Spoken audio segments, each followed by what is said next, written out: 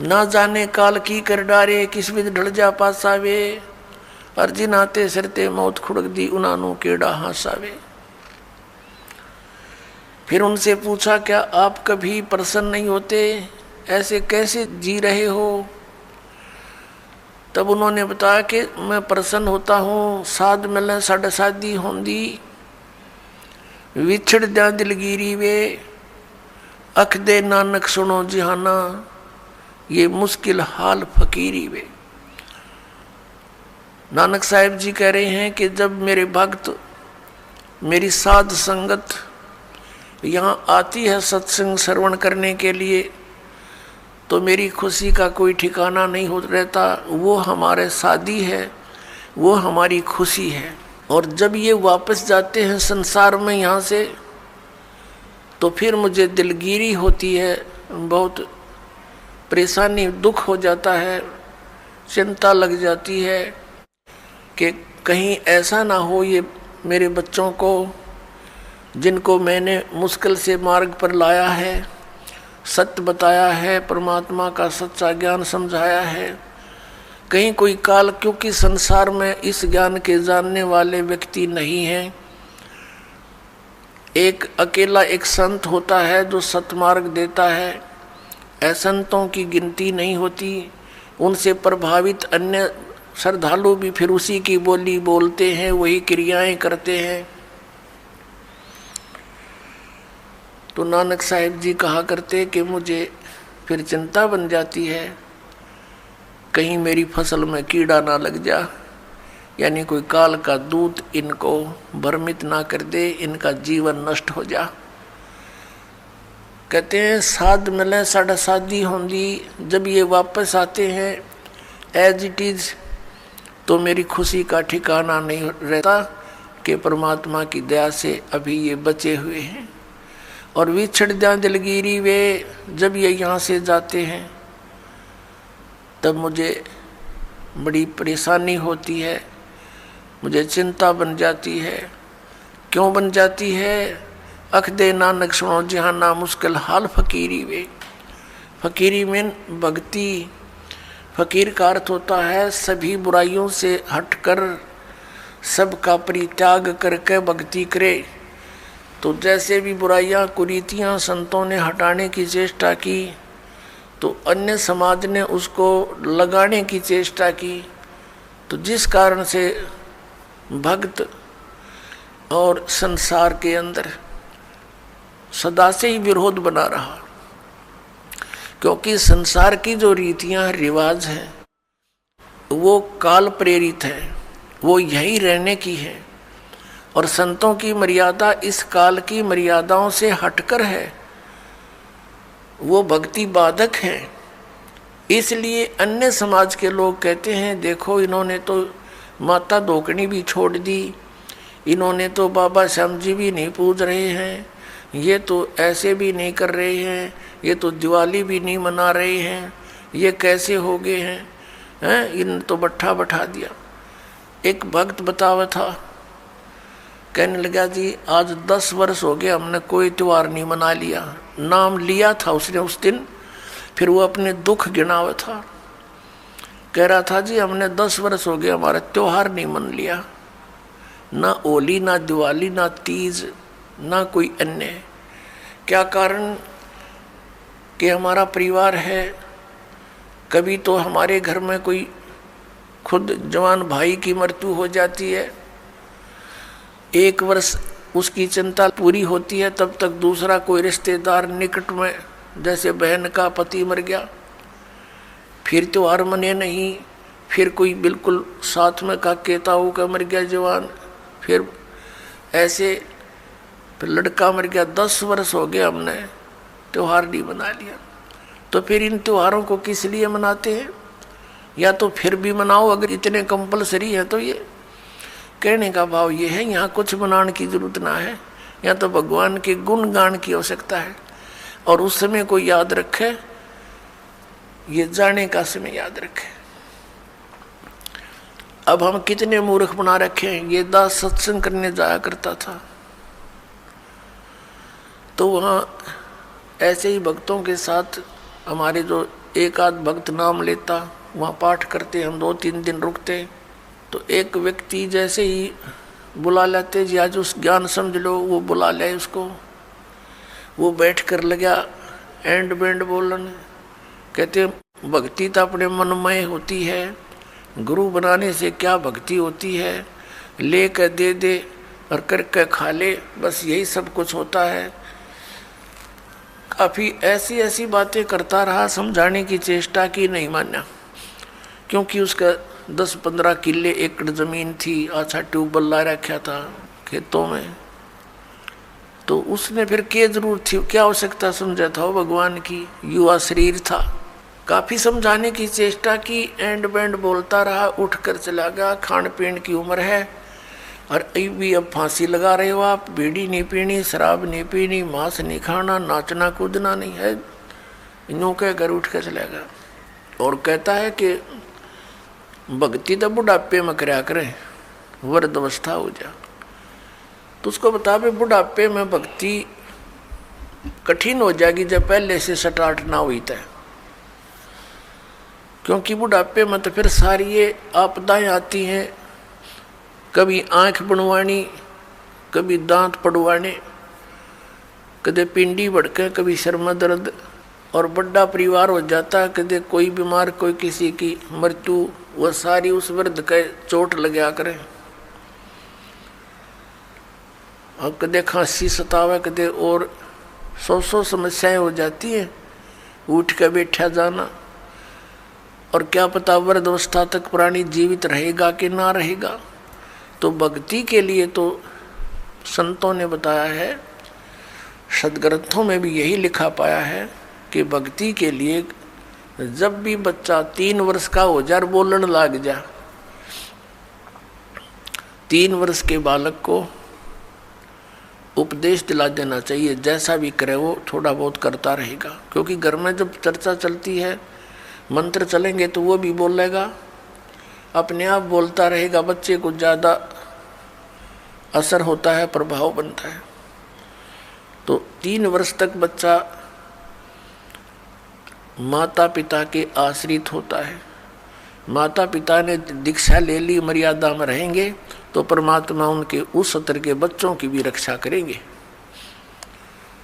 और फिर उन बच्चों को नाम से जोड़ देना चाहिए।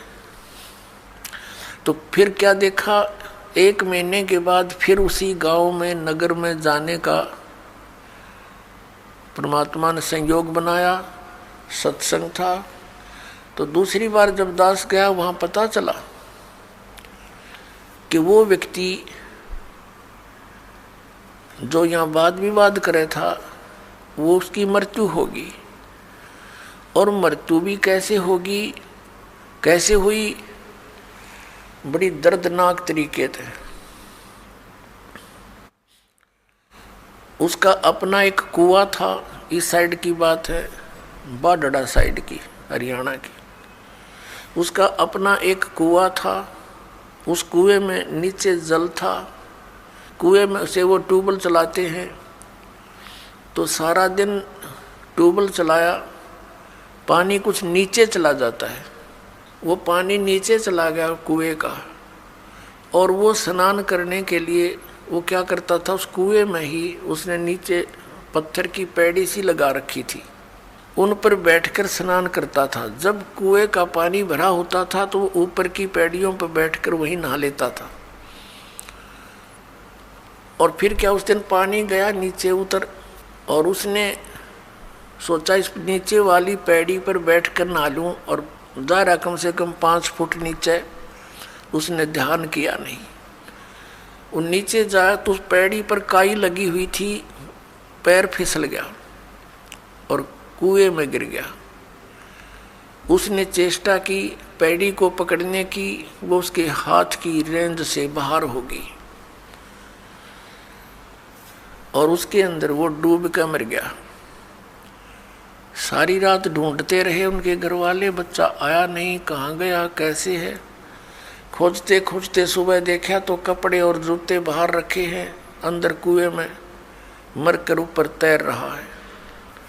जब उसको देखा कि उसके हाथों की ने जो कोशिश की उसने पकड़ने की, किसी वस्तु को कुएं की अंदर की साइड पर पक्की थी, वो उस पर काई लगी हुई थी, उसके अंदर से उसी उंगलियों के निशान गड्ढे हुए थे कि किसी प्रकार पकड़ दो, निशान थे, और वो मृत्यु को प्राप्त हुआ। इससे ये ज्ञान समझ में आना चाहिए कि किस आधार से हम इतने फूले फिरे हैं और क्या बकवाद गढ़ते हैं।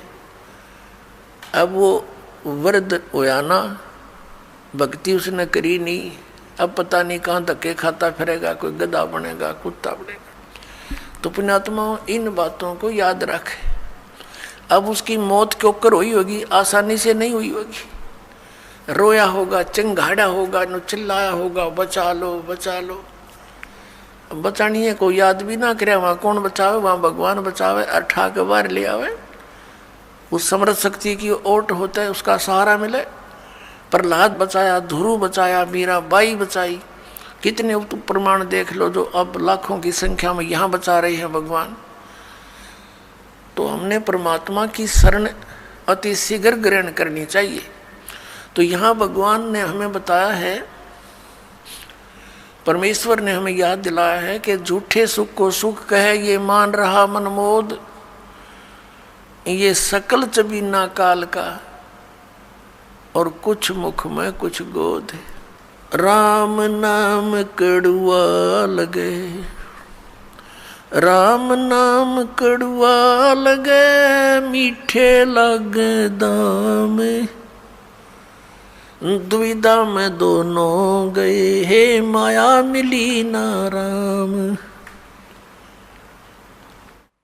ये दास एक, जब हमारे पूज्य गुरुदेव जी सतलोक चले गए, उनका एक आश्रम बना हुआ है तलवंडी भाई,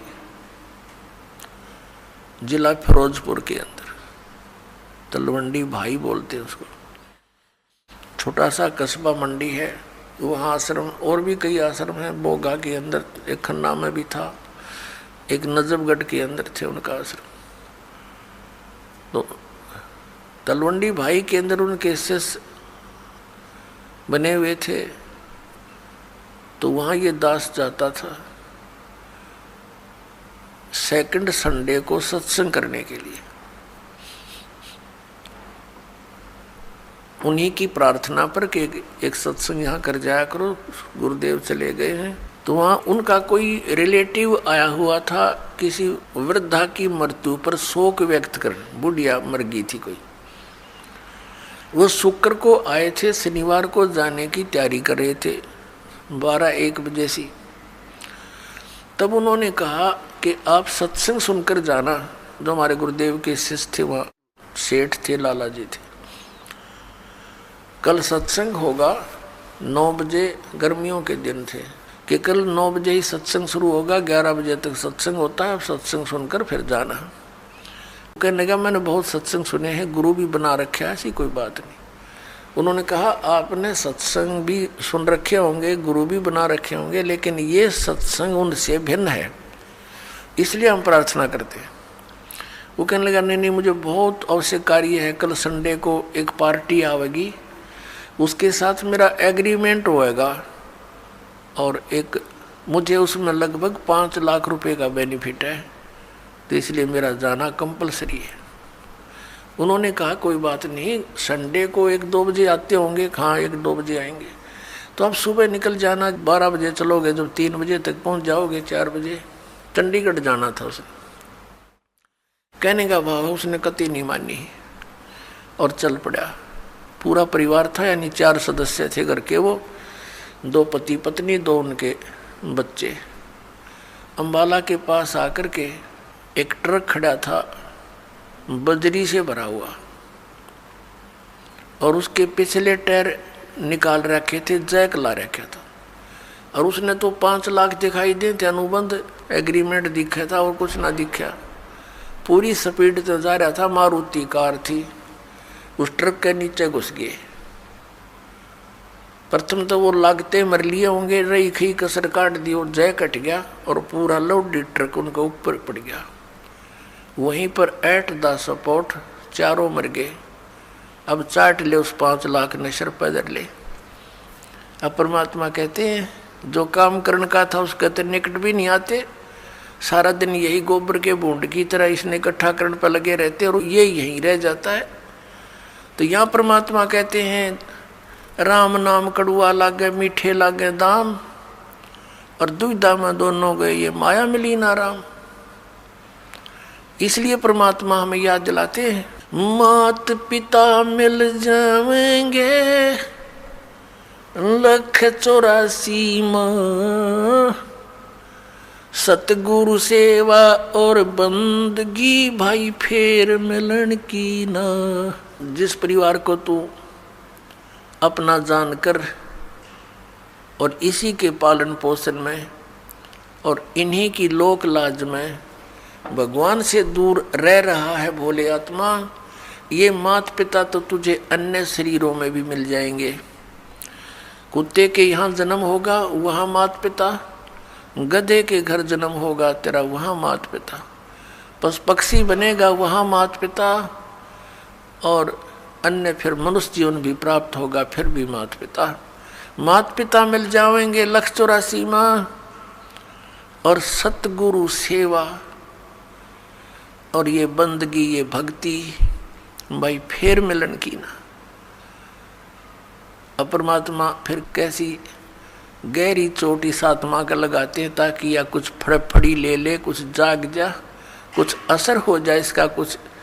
ये एंटीबायोटिक है, ये कैप्सूल समझो परमात्मा की वाणी जो आत्मा को झंझोड़ कर धर देगी। और इसके ऊपर जो तीनों गुणों का ये नशा बना हुआ है या भांग पी रखी है काल के इस झूठे सुख की, इस त्रिगुणमयी माया की, इसे मिलने वाले लाभ की, तो या उतरने लग जाएगी, कुछ कम हो जाएगी, इसका नशा उतरेगा आपको। परमात्मा कहते हैं कबीर ये माया अटपटी और सब घट आन अड़ी, किस किस न समझाऊं या कुएं भांग पड़ी। आप इस सत्संग को छोड़कर अन्य सत्संग भी सुनते हो, उन सत्संगियों के व्यवहार भी देखते हो। नाम सत्संग का कर्म सारे वही जो आम जन साधारण किया करता है, इसलिए समाज में कुरीतियाँ ना घट करके बढ़ती ही चली गई। ऐसे ही ये भ्रष्टाचार भी बढ़ता ही चला गया, दुराचार भी चरम सीमा पर पहुंच गया, अत्याचार, लूट खसोट, रिश्वतखोरी। तो क्या फायदा हुआ? इतने संत और भक्तों की गिनती नहीं और असर इतना भी नहीं किसी के। कारण क्या है कि वो संत नहीं, और संत के आदेश बिना विकार छूट नहीं सकते। संत का वचन में परमात्मा की दया होती है, उसके ही वचन से, उसकी सत्संग सुनने से प्रभाव बनता है। तो वो संत नहीं है, वो दिखे संत, क्योंकि ऊपर के दिखावे से या इस सत्संग वचन सुना देने से संत नहीं होता। संत के बहुत ही ज़्यादा गहरे जो लक्षण होते हैं वो जन साधारण की पहुंच से दूर होते हैं। एक तो संत का ज्ञान से पहचान होता है, संत की और असंत की उसके वचनों से, उसके सत्संगों से पहचान होती है। और सदग्रंथों में तो और भी बहुत सी पहचान बताई है कि उल्टे लटके हुए संसार रूपी वृक्ष को जो भिन्न भिन्न बता देगा स वेदवित वो तत्वदर्शी संत है। गीता जी अध्याय नंबर 15 के श्लोक नंबर 1 में यही ज्ञान दिया है। और संत की और असंत की पहचान उसके ऊपर के दिखावे से नहीं होती, ऊपर के आडंबर से नहीं होती, उसके ज्ञान से होती है। और फिर समाधान के मंत्र से होती है। ज्ञान भी सुना कर कोई किसी से मिलता जुलता कह सकता है, लेकिन उसके पास उस रोग के नाश करने की, इस हमारे जन्म मृत्यु के रोग का नाश करने की और प्रारब्ध के अंदर आने वाले कष्टों का निवारण करने की औषधि नहीं है, वो सही मंत्र नहीं है, तो कितनी ही बातें बनाता रहे वो संत नहीं है। और किसी व्यक्ति ने इस दास से सुनकर और ये मंत्र लेकर तीनों और स्वयं संत बनकर इनको दान करने लग जाता है, देता है, तो वो डुप्लीकेट लाइसेंस बना रहा है, क्यों? वो अधिकारी नहीं है। वो गुरु की आज्ञा के बिना स्वयं ही नाम देता है तो वो निगुरा है और वो अधिकारी नहीं है, उससे उपदेश लिया हुआ भी व्यर्थ ही है।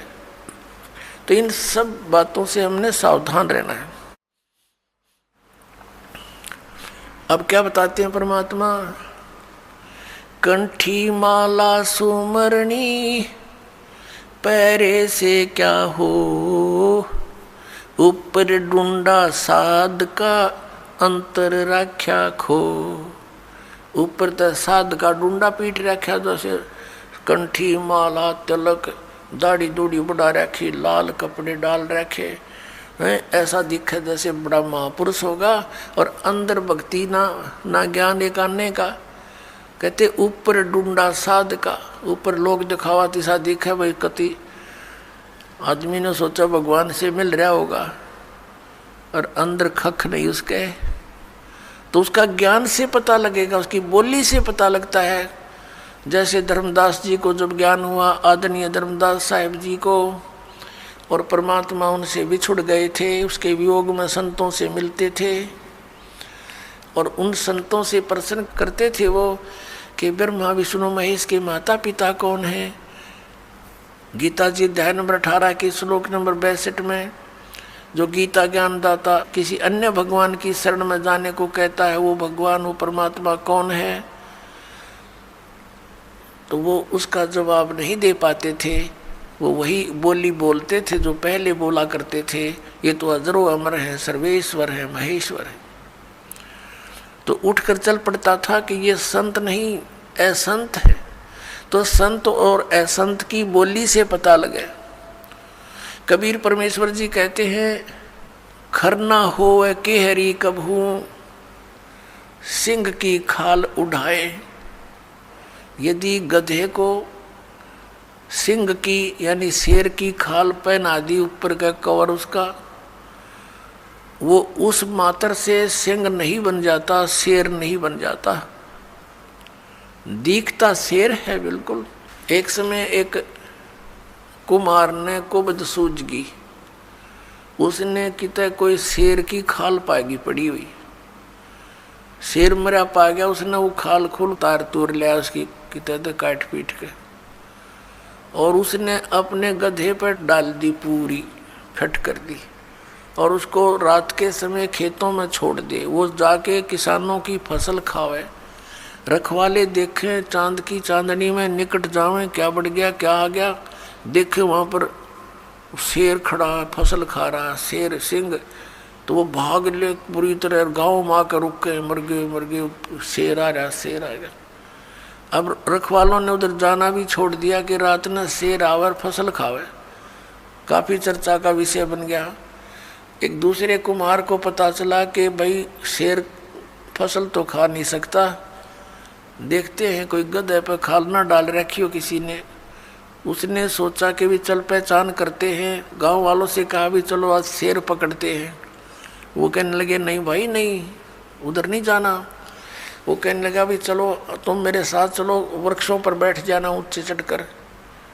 वो 2-4 गधे ले गया अपने, और जहाँ वो शेर आता था उसी के आसपास वो गधे छोड़ दिए, और वो बैठ के ऊपर वृक्षों पर। अब डर उसको भी था, कुमार को भी, कहीं सचमुच एक शेर ना हो, चलिया तो पहचान हो जाएगी, बेगा गधे ने खा लेगा और क्या होगा। तो थोड़ी देर के बाद उन गधों ने अपनी बोली बोली, हू करने लगे। वो शेर भी ला गया हू करने, वो आया भाग गया, और उन गधों के पास आकर हू करता करता खूब मस्ती में उसकी वह खाल उतर गई ऊपर तक, और गधा का गधा। तब रखवाले उतरे, अरे सचमुच तो गधा है, उसको मार को धमकाया, निकम्मे तने यूं के जुल्म कर दिया।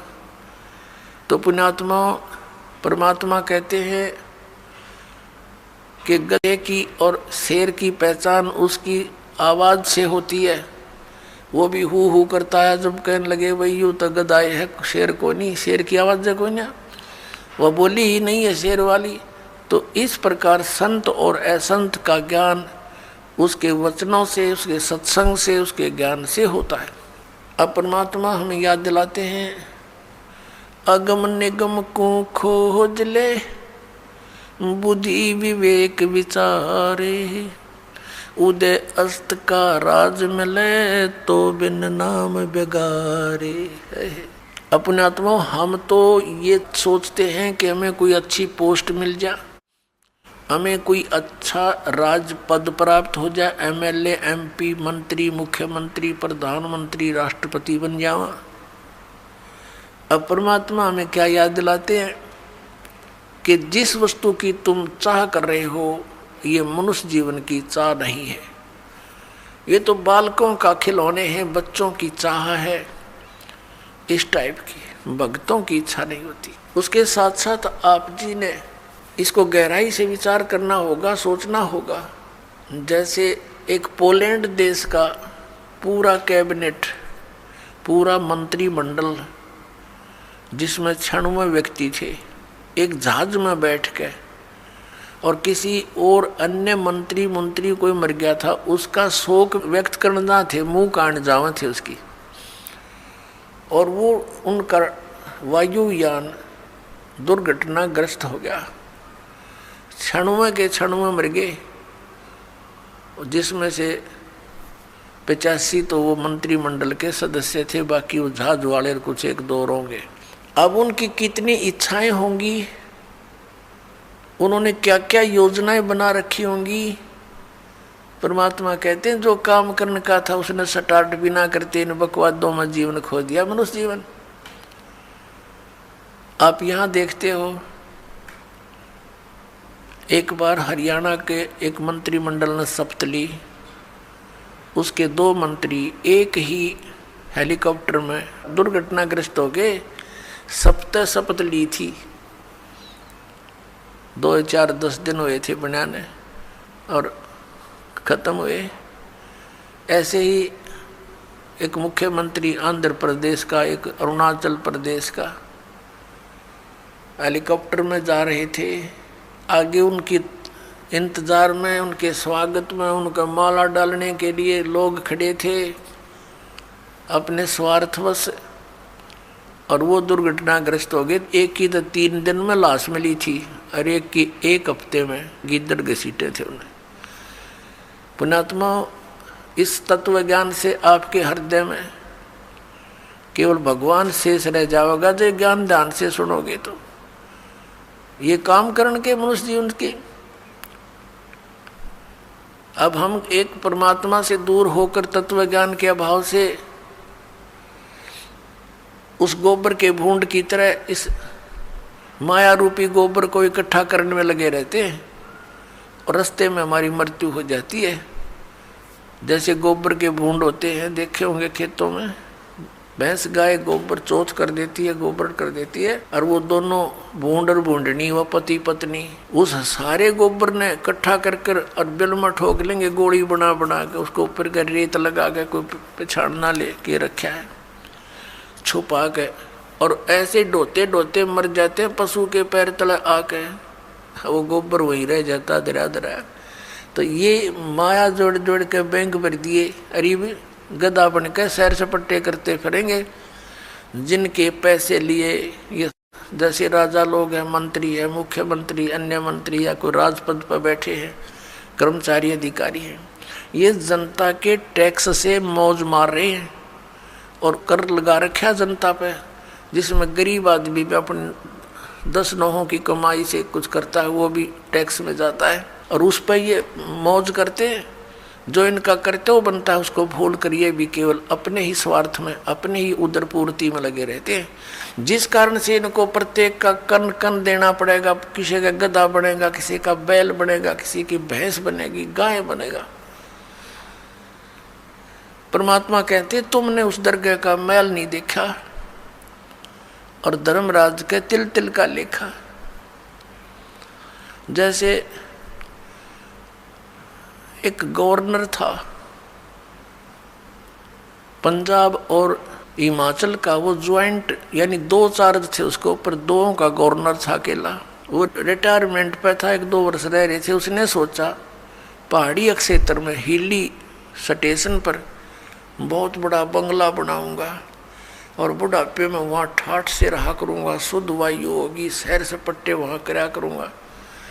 उस उद्देश्य से 3 करोड़ रुपये लेकर हेलीकॉप्टर में वहाँ के कोई अच्छे बड़े प्लाट का, बड़े जमीन का वो रजिस्ट्री कराने चला था। 3 करोड़ रुपये उसने हेलीकॉप्टर में रख रखे थे। अपन आत्माओं पहले 100 के नोट थे, 500 के भी ना थे, तो मरण के काम ताप पे कर रहा था वो 3 करोड़ 100 के नोट। और बरकत देखे कितने हो जाते हैं। तो वो दुर्घटनाग्रस्त हो गया वो हेलीकॉप्टर। उसका परिवार भी साथ में था, एक बालक बच्चा था, लड़का, वो पहाड़ियों पर मर गया पड़ के।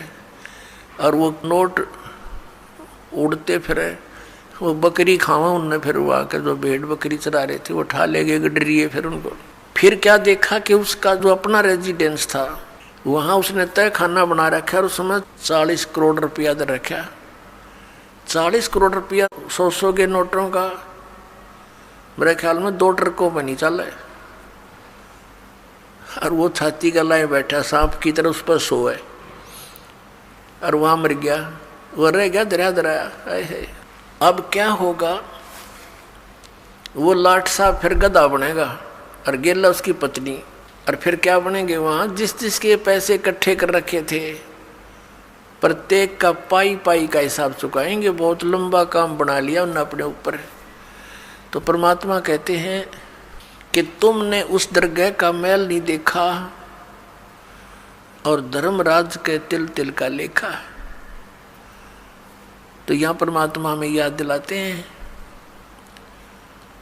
कि जैसे श्रीमद् भगवत गीता अध्याय नंबर 7 के श्लोक 29 में कहा है कि अर्जुन, मेरे आश्रित होकर मैं तुझे जो ज्ञान बता रहा हूँ उसको आश्रय करके उस पर अमल करो। क्या बताया है? गीता जी अध्याय नंबर 4 के श्लोक नंबर 32 में कहा है कि आध्यात्मिक अनुष्ठानों यानी यज्ञों की जानकारी सच्चिदानंद घन ब्रह्म की वाणी में विस्तार के साथ कही गई है। वो तत्व ज्ञान है और उस तत्व ज्ञान को जानने के पश्चात तू सब कर्म बंधनों से मुक्त हो जाएगा। चौथे अध्याय के 34वें श्लोक में श्रीमद् भगवत गीता में कहा है कि अर्जुन, उस तत्व ज्ञान को जो सच्चिदानंद घन ब्रह्म ने स्वयं आकर अपने मुख कमल से बोला है, वो कबीर वाणी है, वो कबीर वाणी है, वो सच्चिदानंद घन ब्रह्म की वाणी है, वो तत्व ज्ञान है। उस तत्व ज्ञान को तू तत्वदर्शी संतों के पास जाकर समझ। उनको दंडवत प्रणाम करने से, कपट छोड़कर उनसे प्रसन्न करने से, सरलतापूर्वक प्रसन्न करने से वो तत्वदर्शी संत तुझे उस परमात्म तत्व का ज्ञान कराएंगे। यानी गीता ज्ञान दाता से अन्य कोई परम शक्ति है जो पूर्ण मोक्षदायक है, जिसकी शरण में जाने के बाद फिर संसार में लौटकर कभी नहीं आते, पूर्ण मोक्ष होता है। और उसकी कृपा से ही ये जीव परम शांति को और सनातन परम धाम को प्राप्त होता है।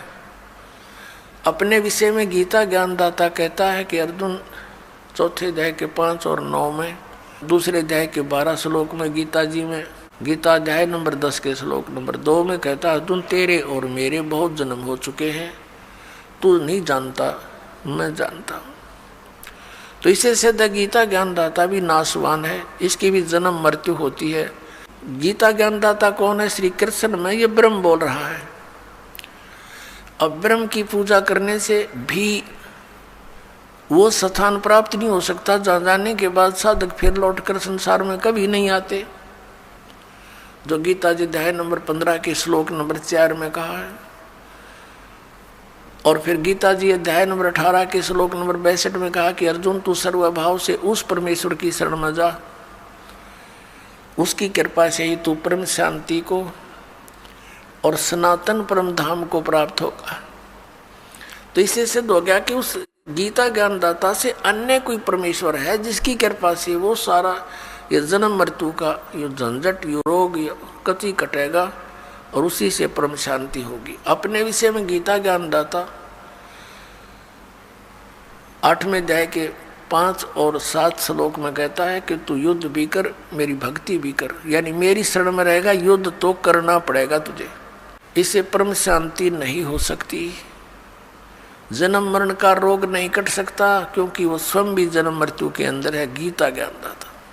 अब यहाँ प्रसंग चल रहा है कि 7वें अध्याय के 29वें श्लोक में उसने क्या कहा है कि अर्जुन, मैं जो तुझे ज्ञान बता रहा हूं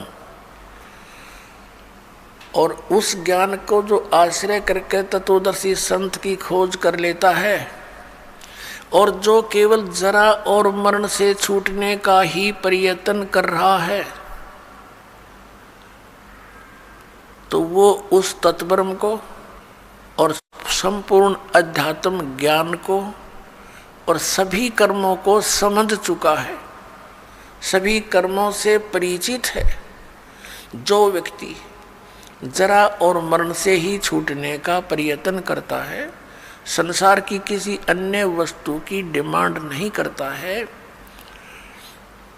तो वो समझ लेना कि वो उस तत्ब्रह्म से परिचित हो चुका है, उस परमेश्वर से परिचित हो चुका है, जिसकी शरण में जाने के बाद साधक फिर लौट कर कभी संसार में नहीं आते और जिसकी कृपा से परम शांति और सनातन परम धाम प्राप्त होता है।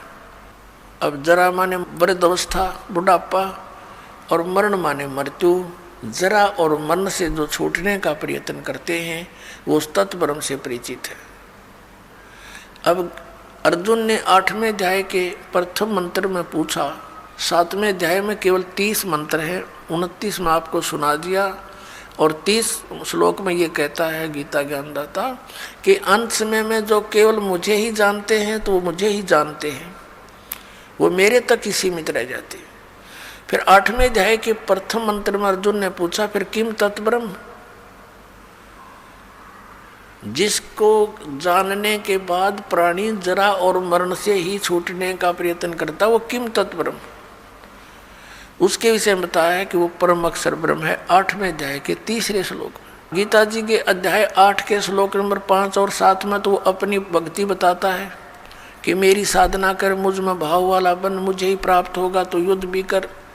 8वें अध्याय के 13वें श्लोक में गीता जी में कहता है मुझ ब्रह्म का केवल एक ओम अक्षर है और अंतिम सांस तक उसकी भक्ति करता हुआ जाएगा तो मुझे प्राप्त होगा।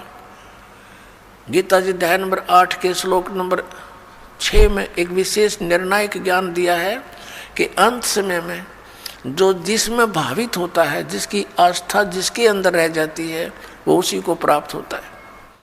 यही सूक्ष्म वेद में कहा कि जहाँ आशा तहाँ बासा हुई और मन कर्म वचन सुमरियो सोई।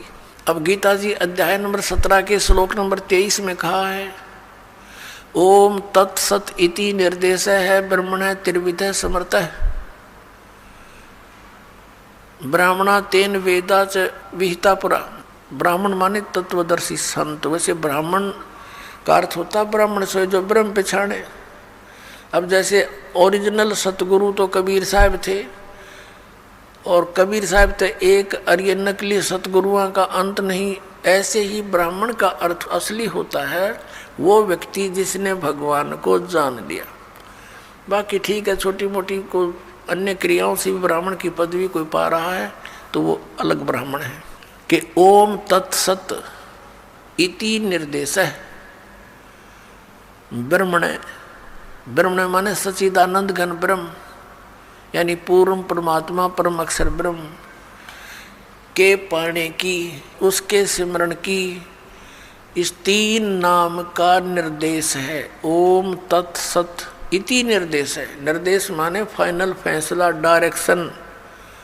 डायरेक्शन का अर्थ है अन्य बिल्कुल नहीं, केवल वही, नथिंग एल्स। ये 17वें अध्याय के 23वें श्लोक में ओम तत्सत इति, बस यही निर्देश, फाइनल ऑर्डर। और ब्रह्म ने सच्चिदानंद घन ब्रह्म के त्रिविध समर्थ है, उसका 3 विधि से सिमरण की विधि है, 3 प्रकार से सिमरण होता है। और जिन पुण्यात्माओं को इस दास से ये तीनों मंत्र प्राप्त हैं, उनको पता है कि इनकी सिमरण की विधि 3 प्रकार से कैसे है। एक मंत्र ओम तो सार्वजनिक है, इसमें तत् ये सांकेतिक और सत भी सांकेतिक। गीता जी अध्याय नंबर 15 के श्लोक नंबर 16 और 17 में 3 पुरुष बताए हैं, एक सर पुरुष, अक्षर पुरुष। इन दोनों को रिजेक्ट किया है। ये और इनके अंतर्गत जितने प्राणी हैं, इन भगवानों के, पुरुष माने प्रभु, इन स्वामियों के अंतर्गत जितने प्राणी हैं, और ये स्वयं भी नाशवान हैं, जीव आत्मा किसी की नहीं मरती। 15वें अध्याय के फिर 17वें श्लोक में तुरंत कहा है, उत्तम पुरुष है तू अन्य परमात्मा इति उदारते,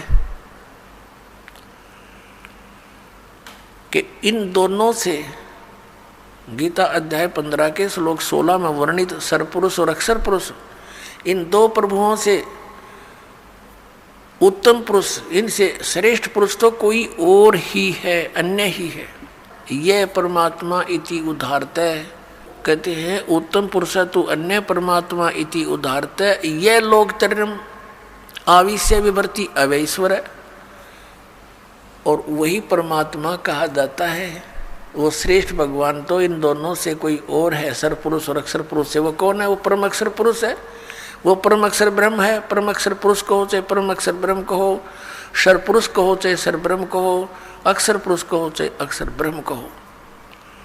गीता जी अध्याय नंबर 8 के श्लोक नंबर 3 में जिसके विषय में कहा है, वो परम अक्षर ब्रह्म है, उत्तम पुरुष है तू अन्य परमात्मा इति उदारतः, ये लोक तरम आविश्य विवर्ती, जो संसार रूपी वृक्ष की जड़ है, वो मूल मालिक है, जो सबका पालन पोषण करता है, जो तीनों लोकों में प्रवेश करके सबका धारण पोषण करता, वो वास्तव में अविनाशी परमात्मा है।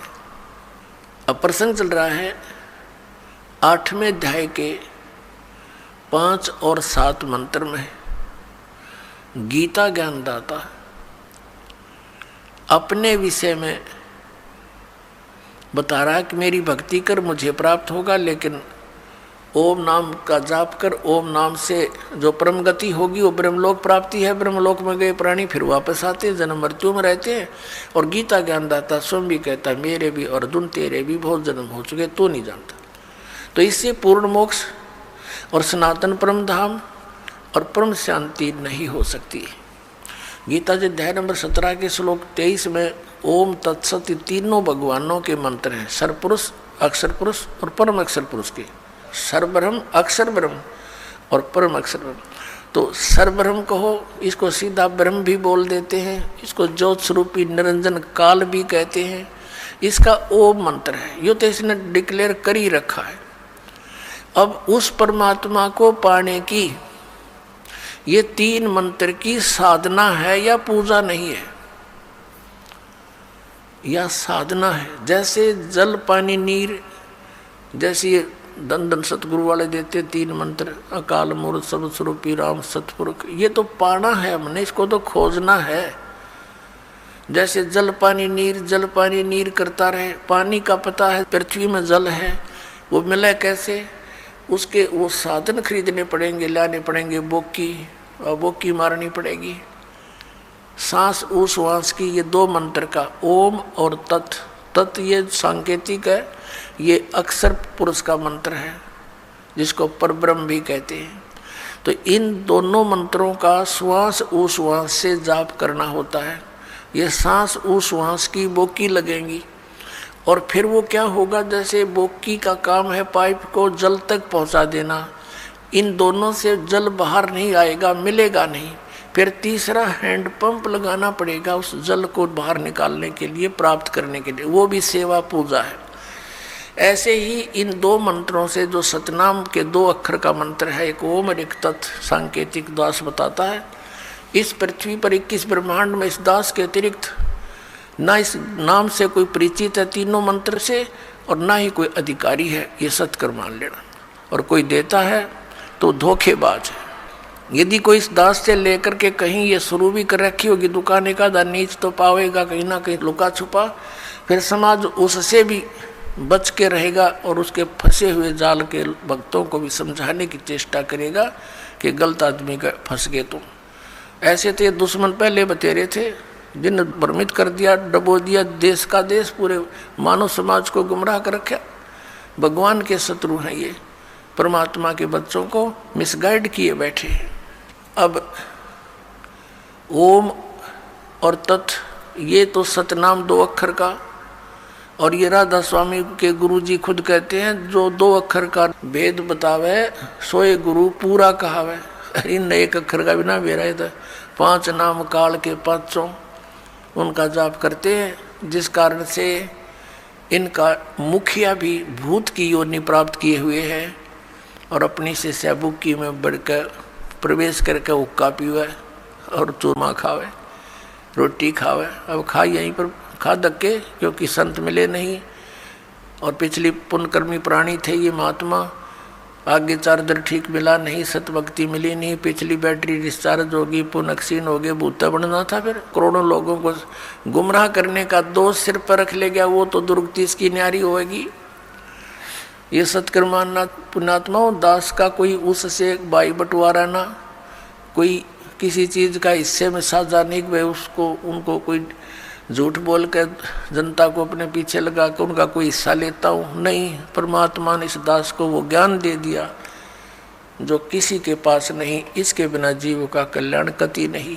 परमात्मा के बच्चे अपना जीवन नाश कर रहे हैं। मुझे बहुत रोना आता कई बार बैठ कर के कौन सी साइड से समझाऊं। भगवान आप पर दया करिए, अपने बच्चों को आपने ये शुरुआत की है तो इसको पार भी लगाना। परमात्मा हम जीवों के बस का नहीं है, इतने बड़े मिशन को सफल करना, आप ही दया करियो।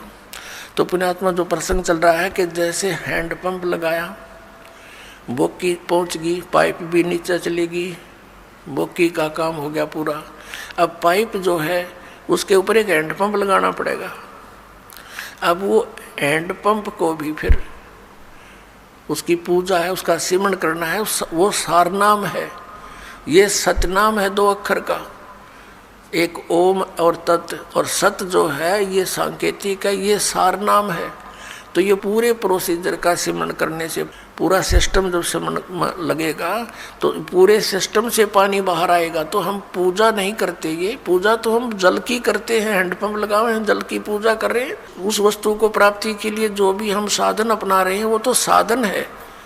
तो ऐसे ये साधना है उस परम अक्षर ब्रह्म के पाने की।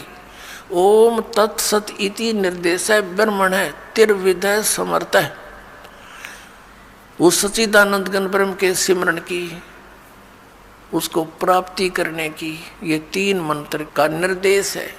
तो अब गीता जी अध्याय नंबर 8 के श्लोक नंबर 7-5 के अंदर तो वो अपने विषय में कहता है मेरी भक्ति कर मुझे प्राप्त होगा, लेकिन जन्म मृत्यु तेरी भी रहेगी मेरी भी रहेगी।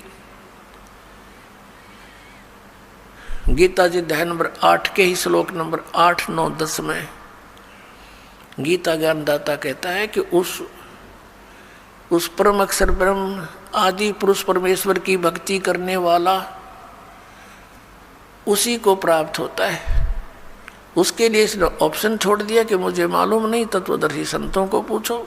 अब प्रसंग चल रहा है कि 7वें अध्याय के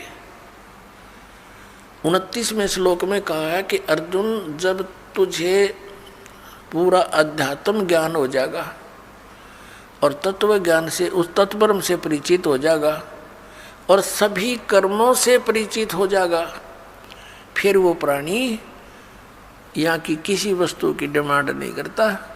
तो पुण्यात्माओं ये कर्मों की जानकारी आपको दी जा रही है आज के सत्संग में।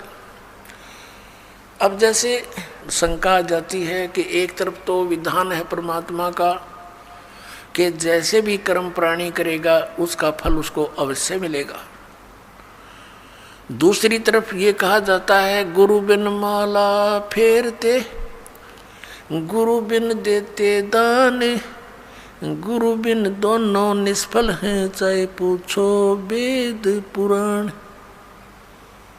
वे गुरु जी के बिना कोई दान पुण्य करते हैं वो व्यर्थ है, भक्ति भी करते हैं वो भी व्यर्थ है। दूसरी तरफ ये भी कहा गया भी जैसा कोई कर्म करेगा चाहे कैसा भी है वो भी उसको फल मिलेगा, बिल्कुल सत्य है।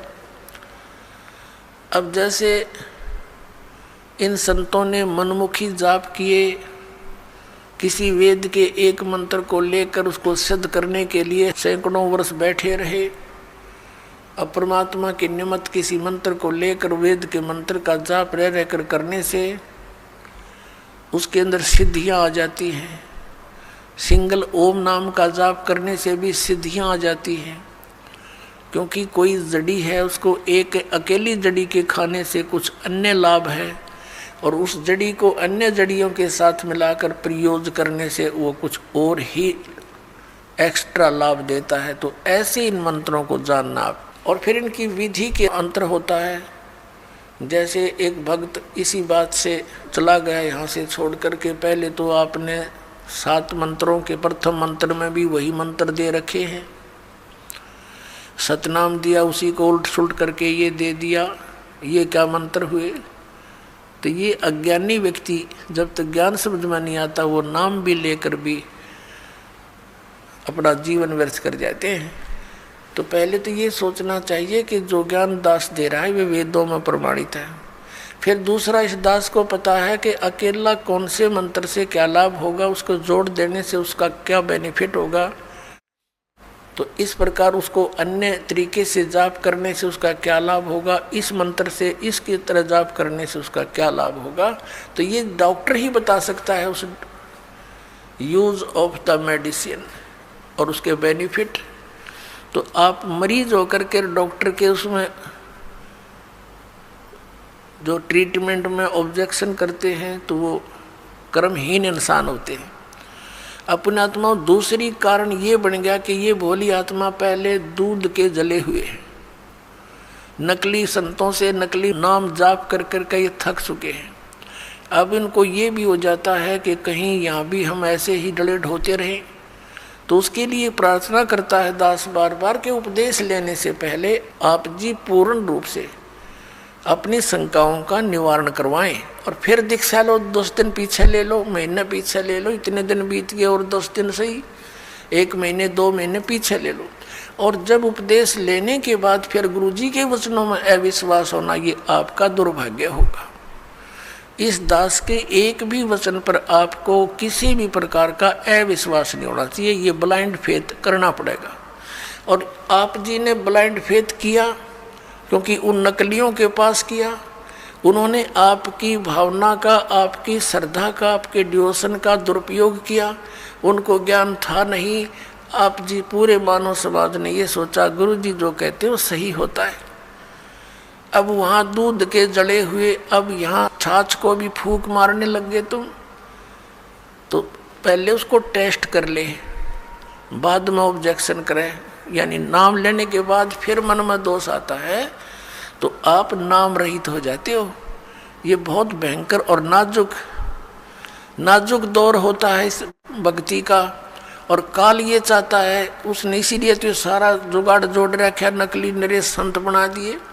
इंद्रादास स्वामी, धन धन सतगुरु, जय गुरुदेव, और ये विनोद वाला, और ये जगमाल वाली वाला, ये सतपाल जी महाराज, और ये तेरे बाल योगेश्वर, और यह साराम उड़े निरंकारी, ये देश का देश धका दिया काल ने, और खक नहीं इनके पास। और यहाँ दास ने गला पड़ा लिया।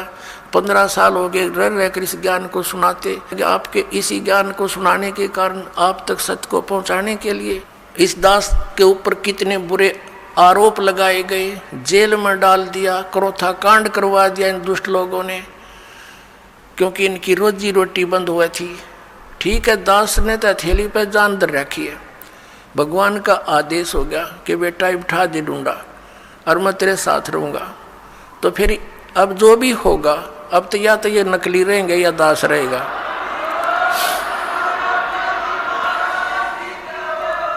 अज्ञान तो पहले था ही था, अब ये ज्ञान रहेगा। एक का रहेगा, दूसरा नहीं रहेगा संसार में। आप देख लेना, कुछ ही दिनों की बात है। बुद्धिमान समाज है, अभी तक तो बैठे बेचारे भोले भाले, आँख मीचे। और जब इनको ज्ञान होगा, कौन मरेगा वहाँ, अपना फांसी कौन लगवाएगा, तुरंत भाग आएंगे वहाँ से कि रिश्तेदारी टूटे तो टूटो 100 बार। तो कहने का भाव ये है कि जो उद्देश्य लेकर हम आए उसको पूरा करना पड़ेगा। तो प्रसंग जो चल रहा है कि वहाँ तो लाखों लोग करोड़ों की संख्या में इकट्ठे हो गए चंद दिनों में, और यहाँ देख रहे कितना संघर्ष कर रहा है ये दास, और कितने जिन बच्चों को पुण्यात्माओं को ज्ञान हुआ वह भी अपने बहन भाइयों को, रिश्तेदारों को, दूर देश वालों को और संदेश देना चाहते हैं। हमारे साथ कितना ये अत्याचार किया जा रहा है। जैसे यहाँ हरियाणा में क्रोथा कांड करा के हमें जेल में ठोक दिया, क्रोथा आश्रम छीन लिया, तहस नहस कर दिया, झूठी अफवाहें फैला दी, गुंडा है, बदमाश है। वहाँ ऐसे होता था ताकि सब जनता उनसे नफरत करे और साथ में जितने उनके शिष्य हैं वो भाग जाएं। ऐसा गंदा व्यक्ति है रामपाल। तो मेरे बच्चों को मेरा पता था, क्योंकि वो तो मेरे सीने पर रहा करते थे।